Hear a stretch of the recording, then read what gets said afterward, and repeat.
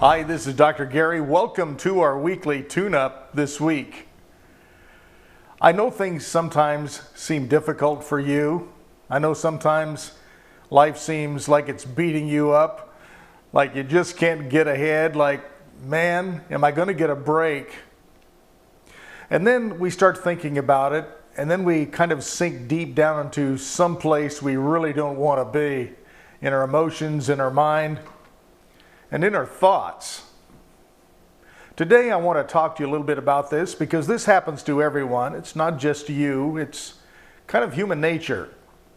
Always remember that as human beings, we are kind of programmed for negativity. The reason is it triggers the fight or flight mechanism, which actually keeps us safe. It makes us run from things that are dangerous and defend ourselves when maybe we probably shouldn't have. And the fight or flight mechanism is an automatic thing that happens inside each one of us automatically, especially when we're met with adversity, when we're met with fear, when we're met with something we're not familiar with.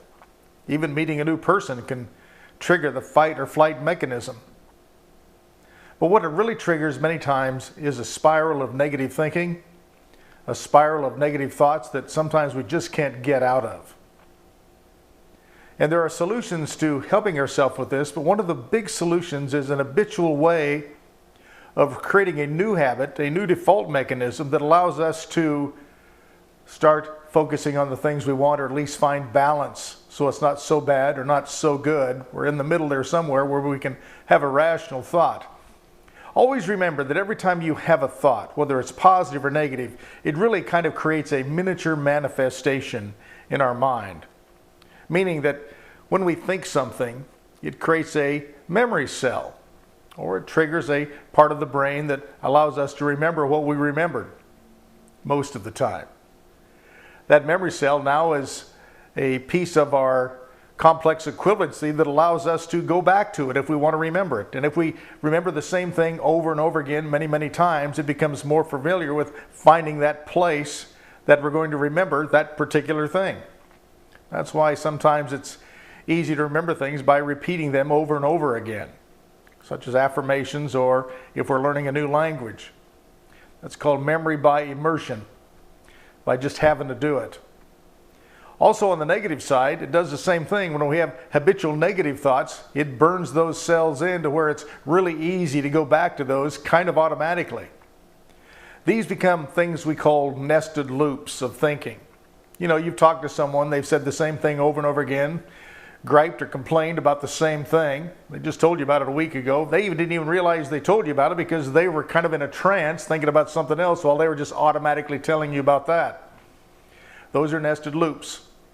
Once we create negative nested loops, one of the things happens is we really are manifesting.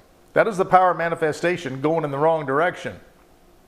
Today, what I want us all to do is pay attention to finding a resourceful way of thinking. When you go to something that's feeling bad or making you feel bad, I want you to learn to teach yourself to immediately think of something that makes you feel good. Now, some of you may say, well, that's really easy, Dr. Gary, but when I'm feeling bad, it's hard to find something that makes you feel good, right? Well, use a photograph, use a song, use a memory or even a smell sometimes can trigger a positive thing. I know one person I know that went to an amusement park, took one of those little pictures that they have out there. They put those little key things you can look through. It's a little view thing, a little baby viewfinder, and they have a picture of themselves in there. They took one of those of their family at Marine World up here in Northern California, and he says every time he gets in a negative place, he always has that with him. He just kind of looks at it, and it takes him right back to feeling good about things. That's what I'm talking about. Find some mechanism that you can start training yourself to go to something that makes you feel good. If you do that enough, what's going to happen is, that's right, it's going to burn in those brain cells and it's going to start defaulting to that more often than not. The big message today is, all of us are going through stuff, me too. And it's really easy for me to go in that negative spiral. I think too much. And sometimes when we have nothing to do, that's the most dangerous part, right? Say an idle mind is the devil's workshop. Well, that's kind of true, because then we start thinking of things, then one thing leads to another, and all of a sudden, if it's a familiar thought, and it's a nested loop, and it's negative, we'll slide in there possibly. If we can train ourselves to slide into something positive, and do it habitually and force ourselves to do that more often than not, what's going to happen eventually, you're going to have a nested loop that'll take you there automatically. It's that easy. However, we have to work at it. It's not going to happen the first time or the second time. It's going to take several times for you to train yourself to do this. Remember, you've lived a life of habitual thinking. It's just not going to stop overnight. We have to work at it. However, it happens fairly quickly if you do diligence and do it often. Let's work on that right now. It's a great time of year to be happy, so focus on something that makes you feel good. And let's work on helping others do the very same thing. Always remember, misery loves company, so does happiness. Be happy, you're going to attract people and opportunities to you.